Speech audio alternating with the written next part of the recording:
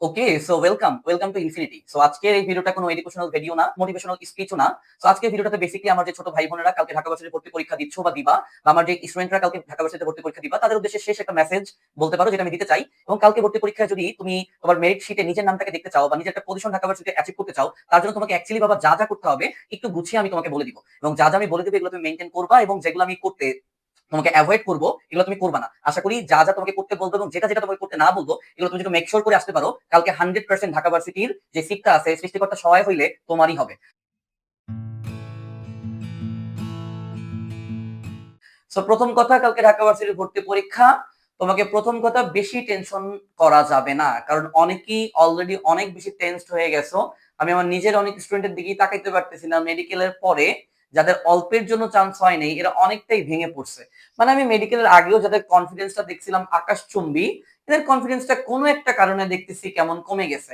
তারপর আবহাওয়া বা ওয়েদারটাও অ্যাকচুয়ালি ভালো না, প্রত্যেকেই অনেকে অসুস্থ হয়ে যাচ্ছে বা এই ওয়েদারের সাথে খাপ খাওয়াতে না পেরে ঠান্ডা, সর্দি, কাশি, জ্বর এরকম কিছু রোগে আক্রান্ত হয়ে যাচ্ছে। তো বাবা একটু নিজেকে সুস্থ রাখার ট্রাই করো লাস্ট মোমেন্টে।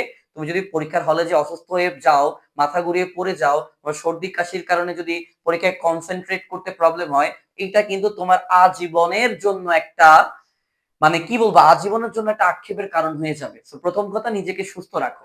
তো আগের দিন খুব বেশি পড়বা না, আজকের দিন যেটা করবা মোটামুটি ভাবে রাত 12টার দিকে ঘুমিয়ে যাও প্লিজ। বেশি আগে বলবো না, রাত 12টা একটু ঘুমিয়ে যাও। এবং কালকের জন্য একটু একটা কাজ করো। ম্যাথ, ফিজিক্স বা কেমিস্ট্রির যে ইম্পর্টেন্ট সূত্রগুলো বা ইম্পর্টেন্ট ফর্মেট গুলো আছে, বা যেগুলো একটু তুমি কালকে সকালে উঠে দেখলে তোমার নিজের কাছে একটু কমফোর্ট ফিল হবে বা একটু কমফোর্টের মধ্যে তুমি থাকবে, একটু বা একটু নিজেকে রিল্যাক্সিং লাগবে, এই পড়াগুলা একটা বা দুইটা কাগজের মধ্যে একটু গুছিয়ে ঠান্ডা মাথায় রেডি করে রেখে দাও বা লিখে রাখো। বুঝতে পারছো? এবং ঢাকা ভার্সিটির ভর্তি পরীক্ষার হলে তোমাকে যেই যে কাগজপত্র যেসব জিনিসগুলো নিয়ে যেতে হবে এগুলো অবশ্যই নিয়ে যাবা। বিকজ তোমার কোনো পেপার বা কাগজ যদি মিসিং থাকে ওই মুহূর্তে কিন্তু তুমি অনেক প্যানিক করে ফেলবা। তো অবশ্যই শেষ মুহূর্তে প্যানিক করা যাবে না। প্রথমত ঢাকা ভার্সিটির ভর্তি পরীক্ষার হলে আধা ঘন্টা আগে পৌঁছাবা, যে চুপচাপ বসে থাকবা, সাথে একটু পানি রাখবা বা পানি একটু ক্যারি করবা। বিকজ 1.5 ঘন্টার প্রেসারে কিন্তু তুমি দেখবে একবার দুইবার শীতের মধ্যেও পানি পিপাসা কিন্তু লাগবে বা চলে আসবে।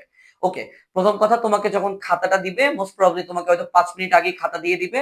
আবার তোমার এমসিকিউ এবং সিকিউ তথা রিটেন একই সাথে দিবে। হয়তো তোমাকে খাতা বা প্রশ্ন না উল্টিয়ে দেখতে বলবে, হয়তো বলবে যে তুমি প্রশ্ন এখন উল্টায় দেখবা না, তুমি তোমার নাম, রেজিস্ট্রেশন, আইডি, পিতার নাম, তোমার নাম যা যা আছে সুন্দর মতো ফিল আপ করবা, এবং বেশি প্রেসার তুমি নিবা না।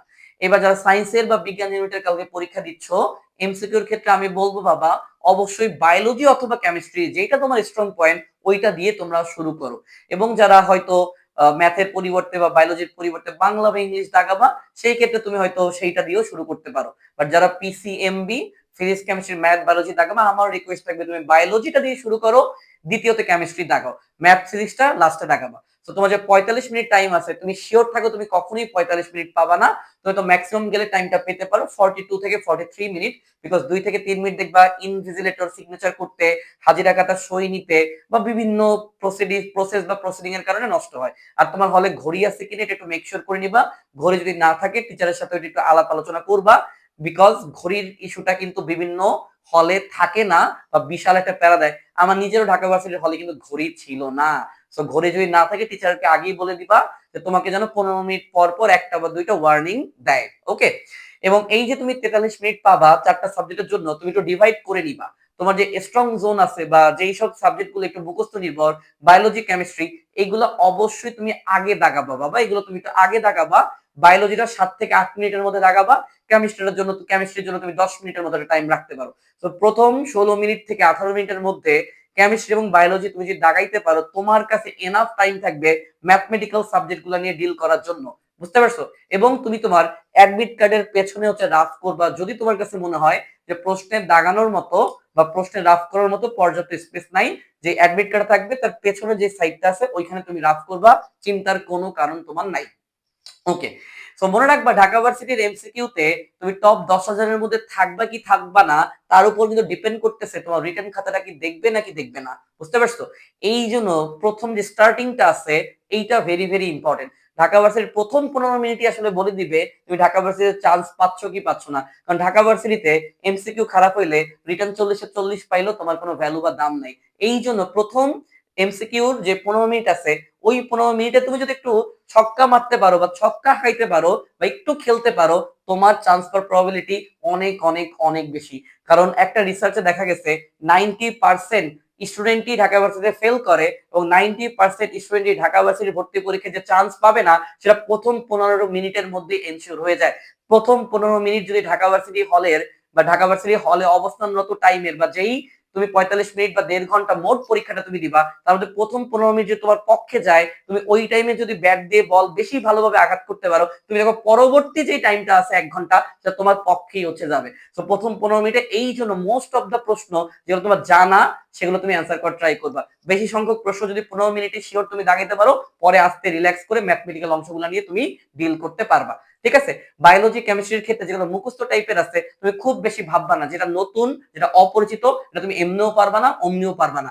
এই জন্য বলে এক কথায় উত্তর পারি, দাগাবো, পারতেছি না বাদ, পরে পারতে পারি একটা ছোট্ট দাগ দিয়ে আমি সামনে আগিয়ে যাব বা সামনে এগিয়ে যাব, টাইম নষ্ট করব না। এখান থেকে আমি যতটুকু টাইম সেভ করব ম্যাথ ফিজিক্সে যায় যুদ্ধ করার ক্ষেত্রে আমি বাকিদের থেকে তত বেশি টাইম পাবো। প্লিজ আমার কথাটা মনোযোগ দিয়ে একটু তোমরা শোনো। ওকে, এরপরে শর্ট সিলেবাস আর ফুল সিলেবাসের যে টপিকটা আছে একটু যদি বলি, ফুল সিলেবাস থেকে বাবা মোটামুটি ভাবে 10% এর মতো প্রশ্ন আসতে পারে ম্যাক্সিমাম। তোমার না মোর দেন 90% প্রশ্ন শর্ট সিলেবাস থেকেই আসবে এবং ঢাকা ভার্সিটি আসলে 60 থেকে 70% মার্ক মোর দেন ইনাফ। 60%ই তোমার মোস্ট অফ দ্য টাইম দেখবে স্ট্যান্ডার্ড প্রশ্নের চান্স ইজিলি হয়ে যায়। 60% আমার কথা মিলিয়ে নো আজকে যা যা বলতেছি, বুঝতে পারছো? ওকে, সো এমসিকিউর ক্ষেত্রে আমার যেটা সাজেশন আমি আরেকবার যদি রিপিট করি, আগে বায়োলজি, তারপর কেমিস্ট্রি, তারপর ফিজিক্স, ম্যাথ, এটা তোমার ইচ্ছা। এবং দাগানোর ক্ষেত্রে ওএমআর ভরাট করার ক্ষেত্রে ভেরি ভেরি কেয়ারফুল, বিকজ তুমি দেখবা প্রত্যেকটা সাবজেক্টের জন্য আলাদা আলাদা কিন্তু কলাম থাকবে। তো তুমি যেই সাবজেক্টের ওএমআরটা পূরণ করবা তুমি সেই সাবজেক্টের নিচেই অপশনগুলো দাগাচ্ছ কিনা একটু খেয়াল করবা। আর যখন তুমি দাগাবা তখন ক খ গ ঘ না বলে 1 2 3 4 এভাবে বলবা, যে 1 এর 1 2 এর 3, 3 পারতেছি না 4 এর 3, 4 এর 3, প্রশ্ন 4 এর 3 দাগাইছি কিনা 4 এর 3, 5 এর 2 5 এর 2, 6 এর 3 6 এর 3। এইটা করলে লাইন ব্রেকের যে প্রবলেমটা হয় বায়োলজিতে 2 এর 3 দাগাইতে যে আমি 3 এর 3 দাগাই দিছি, এই প্রবলেম গুলো তোমার হবে না বা লাইন ব্রেকের ঝামেলায় তুমি পড়বা না। এভাবে একটা ছন্দের মতো বলবা 1 এর 3 1 এর 3, হ্যাঁ ম্যাথ 1 এর 3 2 এর 3 3 এর 4 5 পারি না 4 এর 2, এইভাবে এইভাবে তুমি ক খ গ ঘ বলা বাদ দিয়ে নিজের মাইন্ডের সাথে নিজে কথা বলবা 1 2 3 4, বুঝছো? এটা ভেরি ভেরি ইম্পর্টেন্ট। এবার আসো ম্যাথের ক্ষেত্রে একটু দেখা যায় যে দ্বিপদ বিস্তৃতির আউট অফ সিলেবাস যেই এক্স বর্জিত পদ আছে ওই টাইপ থেকে প্রশ্ন হিট করে, প্রতি বছর ডোমেন রেঞ্জ থেকে প্রশ্ন আসে। এই দুটো জিনিস একটু মাথায় রাখো, সম্ভাবনা থেকে একটা ছোট্ট ম্যাথ দিয়ে দিতে পারে। এই যে আমরা কয়েন টস করি বা লুডুর যে ছক্কা মারি বা তাস খেলা যে রাজা টিক্কা আছে, এই টাইপের সম্ভাবনার কিন্তু সিম্পল প্রবলেম তোমার আসতে পারে। তবে এইটুকু আমি তোমাকে অ্যাসিউরিটি দিতে পারি যে 15টা এমসিকিউর মধ্যে ম্যাথমেটিক্যাল অংশে তুমি 15-র মধ্যে দেখবা যে 12টা এমসিকিউ তোমার শর্ট সিলেবাস থেকে দিবে। আর তুমি যদি স্পেশাল ফরম্যাট, শর্টকাট, হাতে কলমে ক্যালকুলেশন জানো, তুমি দেখবা 5 থেকে 7টা ম্যাথ খুব ইজিলি অপশন টেস্ট এবং তোমার যেই শর্টকাট আছে এগুলো দিয়ে খুব ইজিলি সলভ করা যায়। সো খুব বেশি প্যানিক হওয়ার দরকার নেই। আমি যেটা বলবো ঢাকা ভার্সিটির মেইন টার্নিং পয়েন্ট হচ্ছে ফিজিক্স। ফিজিক্সের যেই এমসিকিউ গুলো আছে এগুলো রিসেন্টলি খুব কনসেপচুয়াল হচ্ছে, একটু ঠান্ডা মাথায় চিন্তা করে দাগাতে হয়। তো ফিজিক্সটা তুমি লাস্টে ডিল করলে বা 3 নম্বরে ডিল করলে সব থেকে ভালো। একটা কথা মনে রাখবা, ঢাকা ভার্সিটিতে তুমি যদি 90 পাওয়ার জন্য বা 100 পাওয়ার জন্য যাও তোমার চান্স জীবনেও হবে না। তোমাকে টার্গেট করতে হবে 70 75 এবং বাকি যেই 5% বা 10% প্রশ্ন অতিরিক্ত কঠিন বা লাস্ট 10 বছরের প্রশ্ন সলভ করেও যেই প্রশ্নটা তুমি জীবনেও দেখো নাই বা যেই প্রশ্নের প্যাটার্নটা সম্পূর্ণ নতুন লাগতেছে তোমার কাছে, ওইটা তুমি এমনিও পারবা না অমনিও পারবা না। সো ওইটা না দাগানোর ট্রাই করবা। ঢাকা ভার্সিটির মাঝে মাঝে একটা ফাঁদ রাখে, হচ্ছে ক নাম্বার যে অপশনটা আছে ওইখানে মোস্ট অফ দ্য টাইম কিন্তু প্রশ্নের উত্তরটা ভুল করলে যেটা হওয়া উচিত, মনে করো একটা প্রশ্নের উত্তর সি হবে, বাট পোলাপান একটু ভুলের জন্য যেটা ভুল করতে পারে ওই ভুল বা কাছাকাছি যে উত্তরটা সেটা কতে দিয়ে রাখে, পরে ক দাগাইতে যায় নাকি ওমা আমার সি বা ডিতে তো আরো সঠিক উত্তর বা থেকে বেটার উত্তরটা ছিল, বাট তাড়াহুড়া করে কতেই মোটামুটি কাছাকাছি একটা উত্তর পাইছে দাগাই দিছে, পরে এসে শুনে যে সি বা ডি হচ্ছে উত্তর। তো এটা একটু ঠান্ডা মাথায় দেখবা। এবার রিটেন পার্ট নিয়ে অনেকে টেনশনে আসছো, বাট আমি যদি বলি বায়োলজির যে ঢাকা ভার্সিটির রিটেন এটা ভেরি ভেরি ইজি। তুমি যদি ঠান্ডা মাথায় শনাক্তকারী বৈশিষ্ট্য, পার্থক্য, কাজ, ধাপ, লক্ষণ এগুলো পড়ে যাও ঢাকা ভার্সিটিতে 2.5 মার্কের 4টা প্রশ্ন খুব ইজিলি খুব ইজিলি অ্যান্সার করে আসা যায়। এবং ম্যাথ এবং ফিজিক্সের ক্ষেত্রে যদি আমি বলি, আউট অফ সিলেবাস বা শর্ট সিলেবাসের বাইরে ফুল সিলেবাস থেকে জীবনেও বাবা রিটেন দিবে না। 100% তুমি এনশিওর বা কনফার্ম থাকতে পারো।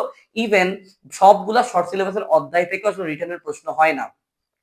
ফিজিক্সে তুমি দেখবা যে তোমার চলতরিৎ আছে CDR VDR, current divided rule, voltage divide rule.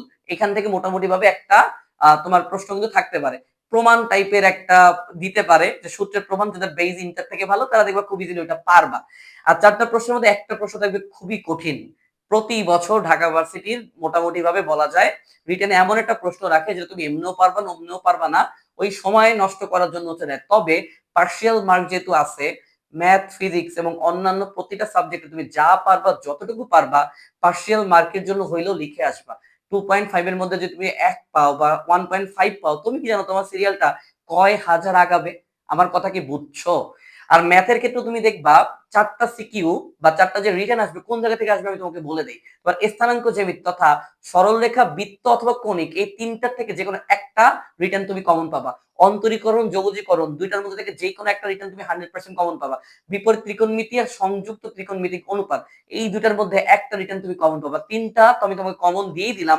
তো এইবার আমার মনে হচ্ছে স্থিতিবিদ্যা বা গতিবিদ্যা, গতিবিদ্যার চান্সটা একটু কম, স্থিতিবিদ্যা থেকে এটা রিটেন হিট করতে পারে, নাইলে বহুপদীর থেকে রিটেনটা হচ্ছে আসবে। এই যে আমি কিন্তু সব প্রশ্ন বলতে গেলে তোমাকে কমন দিয়ে দিলাম, এইগুলো একটু শেষ মুহূর্তে তুমি ভালোভাবে হচ্ছে দেখে যাও, কোনো প্রেশার বা প্যারা নাই, বুঝছো? আর কেমিস্ট্রির ক্ষেত্রে কি জানো, তুমি ক্ষয়ের জন্য বা অনুধাবনের জন্য যে প্রিপারেশনটা এইচএসসি তে নিতা না, ওই লেভেলের প্রশ্নগুলাই কাকে বলে উদাহরণ বা বুঝিয়ে বলো, তোমার অনুবন্ধী অম্ল, অনুবন্ধী ক্ষার, SN1 বিক্রিয়া, SN2 বিক্রিয়া, বা হ্যান্ডারসন অ্যাসেলবার্গ সমীকরণ, বা পিএইচ, বা হচ্ছে তোমার মানে এই ইজি ইজি কিছু প্রশ্ন, খুব বেশি কঠিন বা বড় সিভিয়ার কোনো ম্যাথ জীবনেও তোমার কেমিস্ট্রি রিটেনে দিবে না। আর কেমিস্ট্রি রিটেনটা অলওয়েজ তুমি লাস্টে অ্যান্সার করবে, কারণ কেমিস্ট্রি রিটেনে প্রশ্ন থাকে অনেক, সময় থাকে অল্প, তুমি লিখতে লিখতে হয়রান হয়ে যাবা। অনেক প্রশ্ন অ্যান্সার করার পরেও তুমি দেখবে ওমা আমার 10 মিনিট চলে গেছে, আমি মাত্র লিখছি 3 মার্ক, আমার 7 মার্ক কেমিস্ট্রি বাকি, বাকি সাবজেক্ট বাকি। শুভঙ্করের ফাঁকি থেকে যদি বাঁচতে চাও, কেমিস্ট্রি রিটেনটা ঢাকা ভার্সিটিতে সবার লাস্টে তুমি নিবা। এবং কেমিস্ট্রির ক্ষেত্রে ছোট ছোট যেই 2 মার্কের প্রশ্নগুলো আছে, এইগুলা পাশাপাশি ঢাকা ভার্সিটির বিগত 6 বছরের বা 5 বছরের রিটেন প্রশ্ন তোমার প্রশ্ন ব্যাংকে আছে, এগুলো ভালোভাবে দেখে যাও। মাথাটা ঠান্ডা রাখো, টাইম ম্যানেজমেন্টটা সঠিকভাবে কইরো, ওএমআর দাগানোর ক্ষেত্রে ভুলভাল দাগায়ও না, তুমি দেখবা ঢাকা ভার্সিটিতে চান্স পাওয়ার সম্ভাবনা অনেক অনেক অনেক বেশি। এবার শোনো, কিছু তিক্ত বাস্তবতা বা হার্শ রিয়েলিটির কথা আমি তোমাকে বলি। ঢাকা ভার্সিটিতে সিট হচ্ছে 1800, মেডিকেল ভর্তি যোদ্ধারা অলরেডি সাকসেসফুল বা সাকসেস পেয়ে গেছে, সো অনেকে হয়তো ভর্তি পরীক্ষা দিতে আসবে না, তাও পরীক্ষা দিবে। এট অন এভারেজ আমি যদি বলি 1 লাখ পরীক্ষার্থী, মিলায় নিও আমার কথা। সিট কিন্তু ওই 1800। তোমার সিরিয়ালটা যদি মোটামুটি ভাবে 4000-এর আশেপাশে থাকে, ওয়েটিং থেকে হইলেও তুমি একটা সাবজেক্টে চান্স পাবা, কারণ অনেক পোলাপান বিভিন্ন ইঞ্জিনিয়ারিং ভার্সিটি বা অন্যান্য ভার্সিটির টপ সাবজেক্টে কিন্তু চলে যায় বা যাবে, যদি তার পছন্দের সাবজেক্টটা সে না পায়। তো মোটামুটি 4000-এর মধ্যে তুমি যদি থাকতে চাও, তোমার এমসিকিউতে 60-এ 42 থেকে 45 এমন একটা নাম্বার, রিটেনে মোটামুটি ভাবে 40-এ 20-22 এরকম একটা নাম্বার কনফার্ম করেও তুমি যদি আসো, ইজিলি স্ট্যান্ডার্ড ঢাকা ভার্সিটির প্রশ্নে তোমার অবধারিত চান্স হয়ে যাবে। ওকে, এবার যদি তোমাকে আর দু একটা কথা বলি, দেখো যাদের প্রিপারেশনটা খারাপ, যাদের প্রিপারেশন নিতান্তই খারাপ, যারা ফিল করতেছো বা বুঝতেছো হয়তো ঢাকা ভার্সিটিতে চান্স হবে না, তাদেরকেও বলবো যে তুমি নিজের প্রাণপণ চেষ্টা করে ঢাকা ভার্সিটিতে ভালো একটা ফাইট দিয়ে আসো। কারণ ঢাকা ভার্সিটির প্রশ্ন বা ঢাকা ভার্সিটির যে প্রিপারেশনটা, এটা সব থেকে বেশি স্ট্যান্ডার্ড। পরবর্তীতে বাবা তুমি জগন্নাথ, জাহাঙ্গীরনগর, রাজশাহী, চট্টগ্রাম, গুচ্ছ, কৃষি গুচ্ছ, যেই ভার্সিটিতেই পরীক্ষা দিতে যাও না কেন, সেই ভার্সিটির প্রশ্ন প্যাটার্নে যতটুকু পরিবর্তনই থাকুক না কেন, মেইন ঢাকা ভার্সিটির প্রিপারেশন যা সুন্দর থাকে, ভালো থাকে, তার অন্যান্য ভার্সিটিতে ইজিলি চান্স হয়ে যায় এবং টপও করে। বাবা আমি আমার অভিজ্ঞতা থেকে 21 ব্যাচ থেকে পড়াচ্ছি, তোমরা 25 ব্যাচ, 26, 27ও পড়াচ্ছি, অভিজ্ঞতা থেকে আমি বলতে পারি এমন অনেক স্টুডেন্ট আমি আমার লাইফে পড়াইছি গত 2, 3, 4, 5 বছরে, যাদেরকে আমি বিশ্বাসও করি নাই যে কোথাও চান্স পাবে, তারাও তোমার বাবা ঢাকা ভার্সিটির টপ সাবজেক্ট রুয়েট, চুয়েট, কুয়েটে, সিএসসি, ত্রিপলি, মেকানিক্যালের মতো টপ সাবজেক্টে পড়তেছে। কেন পড়তেছে? লাস্ট টাইমে কথা শুনছে, সব টাইপের জিনিস ওদেরকে করিয়ে দিছি, ওরা করে আসছে, চান্স হয়ে গেছে। ওদের মধ্যে খুব বেশি যে সবাই এক্সট্রা অর্ডিনারি ছিল এরকম কিন্তু না, বাট অনেক টাইমে কিন্তু এক্সট্রা অর্ডিনারি অনেক পোলাপানও কিন্তু চান্স পায় না। কেন পায় না? ট্যাকটিক্স এর অভাবে, বুদ্ধির অভাবে বা হচ্ছে মেন্টাল প্রেশারটা ঠিক মতো মানে মানে কি বলবো, মেন্টাল প্রেশারটা আসলে সহ্য না করতে পারার কারণে অনেকে ট্রমাটাইজ হয়ে যায়, মেন্টাল প্রেশার বা ওভারলোড হয়ে যায়, ফ্যামিলির একটা এক্সপেকটেশন থাকে, নিজের একটা ড্রিম থাকে। ঢাকা ভার্সিটির পরীক্ষাটা এতটাই স্ট্যান্ডার্ড, তোমার যদি এখানে তুমি মোটামুটি ভাবে চান্স নাও পাও, তোমার সিরিয়াল যদি ৬,০০০, ৮,০০০ বা ১০,০০০ থাকে, আমি 100% আজকে তোমাকে গ্যারান্টি দিয়ে বলতেছি অন্যান্য ইউনিভার্সিটি তুমি টপ সাবজেক্টে চান্স পাবা। আর যদি ঢাকা ভার্সিটিতে তোমার নাম্বার থাকে ১০০ র মধ্যে হচ্ছে ৩০, ৩৫, বাবা তোমার বুঝতে হবে যে ইটস হাই টাইম, তোমার কিন্তু চান্স না পাওয়ার সম্ভাবনাই বেশি। তুমি ঢাকা ভার্সিটির পরে ঠান্ডা মাথায় একটু বসো, পরীক্ষাগুলো অনেক পর সময় কিন্তু নাই। সবগুলোর পিছনে না ছুটে ফিক্সড ১টা বা ২টা টার্গেট তুমি মানে সেট করো, সেটার জন্য হচ্ছে পরিশ্রম করো, সেটার জন্য হচ্ছে প্রিপারেশন নাও। বাট অবশ্যই ঢাকা ভার্সিটি অ্যাটেন্ড করো, বাট বিকজ এইটা অ্যাটেন্ড করলে এইটার যে অভিজ্ঞতা, এইটার যে এক্সপেরিয়েন্স তোমাকে অন্যান্য ইউনিভার্সিটিতে হেল্প করবে। মেডিকেলের এক্সপেরিয়েন্স দিয়ে অন্যান্য ইউনিভার্সিটিতে কাজ হবে না, but Dhaka varsity is the main standard for any other university you will appear in the future. So সবার জন্য অনেক অনেক শুভকামনা। যেসব জিনিসগুলো আমি তোমাকে মেনটেন করতে বলছি, লাস্ট টাইমে এসে অতিরিক্ত প্রেশার তুমি করে নিও না। তুমি যা পড়াশোনা করছো, যতটুকু পড়েছো, এখান থেকে ম্যাক্সিমাম অ্যামাউন্ট অফ প্রশ্ন হচ্ছে কমন আসবে। সৃষ্টিকর্তা যদি সহায় হয়, তোমার ঢাকা ভার্সিটিতে একটা সিট নিশ্চিত হওয়ার চান্স আমি 100% দেখতে পাইতেছি। নিজের উপর সেলফ কনফিডেন্স রাখো, স্রষ্টার নিকট হচ্ছে প্রার্থনা করো, তার নিকট হচ্ছে দোয়া প্রার্থনা করো যেন তিনি তোমাকে তোমার পরিশ্রমের বিপরীতে ইন রিটার্ন হিসাবে ঢাকা ইউনিভার্সিটির একটা সিট গিফট হিসাবে হচ্ছে দেয়। সো লাস্ট টাইমে একদম ঠান্ডা মাথায় নিজের সর্বোচ্চ বেস্ট পারফরমেন্সটা তুমি দিয়ে আসো, কোনো সিলি মিস্টেক করে আইসো না, এটার জন্য সারা জীবন তোমাকে ভুগতে হবে বা সাফার করতে হবে। তো সবার জন্য অনেক অনেক শুভকামনা। This is infinity. সো আজকের যেই ভিডিওটা আমাদের ছিল, এইটা জাস্ট শুধুমাত্র তুমি কিছু টিপস বলতে পারো যেগুলো মেনটেন করলে আমার দৃঢ় বিশ্বাস ঢাকা ভার্সিটিতে তুমি একটা সিট খুব ইজিলি কনফার্ম করতে পারবা, বা একটা সিট তুমি নিজে অর্জন করতে পারবা। সো বাবা, তোমার জন্য অনেক অনেক শুভকামনা।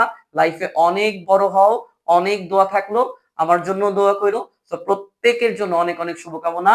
তো তোমরা বিজয়ী হবেই, তোমাদের সাথে দেখা হবে তোমাদের পছন্দের বিশ্ববিদ্যালয়ে, এই আশা বা দোয়া রেখে আজকে ভিডিওটা আমি শেষ করতেছি। This is infinity, this is Swapnil. Thank you everyone.